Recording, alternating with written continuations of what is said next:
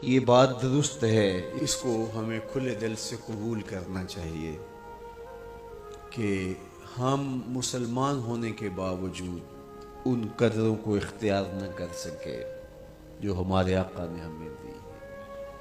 अकबर अलाहाबादी ने कहा था, मिस पे है अपनी नज़र और सीम उनके हाथ में। हम तो तांबे पे नज़र जमाए हुए हैं और चांदी वो लोग ले गए।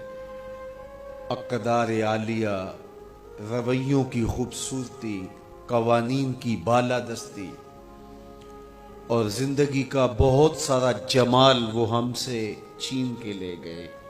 ये ख़जाना हमारा था, लेकिन साहिब जाम उसी का जो बढ़ के थाम ले, जो भी मेहनत करे।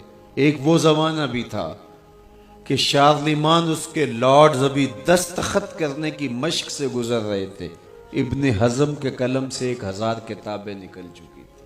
वो ज़माना भी हमने देखा जब पेरिस में कीचड़ था और बगदाद उरूसुल बिलाद कहलाता था। हमने वो दौर भी देखा है जब वो सवाद आशना भी नहीं थे, हरफ आशना भी नहीं थे और हमारे मुनज्जम सितारों पे कमंदे डालते थे। जब हम मेहनत करते, खुदाए जिंदा जिंदों का खुदा है, ये उसका उसूल है, ये उसका ज़ाब्ता है। लेकिन जब हम जो हैं वो पीछे आ गए तो उन्होंने आगे बढ़कर जाम थाम लिया। ये बात मैं ज़रूर कहूँगा, खैर की कदरें जहाँ भी हैं, किसी कुफर के मुआशरे में भी हैं, लेकिन वो फूटती मेरे हुजूर के कदमों से ही हैं। चौखट इसी से ही फैज और नूर और रोशनी फूटी है, उजाले यहीं से गए हैं, वरना इंसान आज भी जंजीरों में जकड़ा होता। वो कैसा समाज था कि जब बेटी को जिंदा दरगोर करके बाप आता था तो मुआशरा उसे दाद देता था कि तूने अपनी आबरू बचा ली, तूने अपनी इज्जत बचा ली। और ये इतना बड़ा घिनौना जुर्म, कयामत के दिन सबसे पहला सवाल नमाज का होगा, लेकिन सबसे पहला फैसला कत्ल का होगा। दूसरे लफ्जों में यूं कह लीजिए, हुकूकुल्लाह में सबसे पहले नमाज का सवाल होगा और हुकूकुल इबाद में सबसे पहला फैसला जो है वो कत्ल का होगा। और कत्ल में भी वो बच्चियां जो जिंदा दरगोर की गई, उनका मुकदमा पहले लाया जाएगा।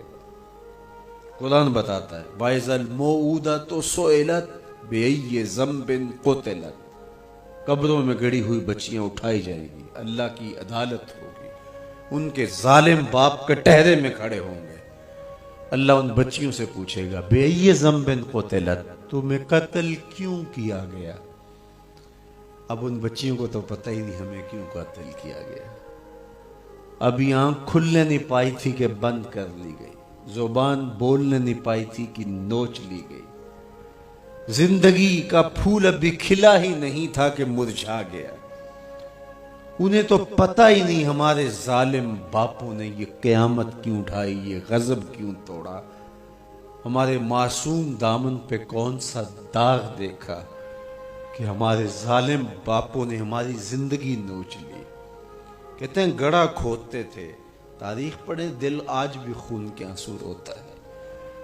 और गड़ा खोद करके उसमें खिलौने रखते और बच्ची वहां बैठ जाती और खिलौनों से खेलने लगती और वो ऊपर से रेत डालते और वो बच्ची पहले पहल तो उसको खेल समझती और वो उस खेल में खुद शरीक होती, लेकिन जब उसके कंधों से ऊपर तक रेत बढ़ती और उसकी सांस दबने लगती, फिर उसे समझ आती ये कहानी कोई और है।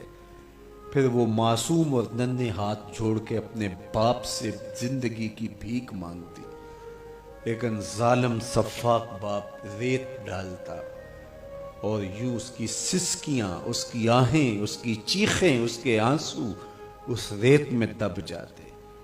और उस मासूम नन्ही चिड़िया के लिए ना कोई मोमबत्तियां जलाने वाले थे, ना कोई उसके लिए एहतजाज करने वाले थे और ना कोई उसकी FIR कटती थी।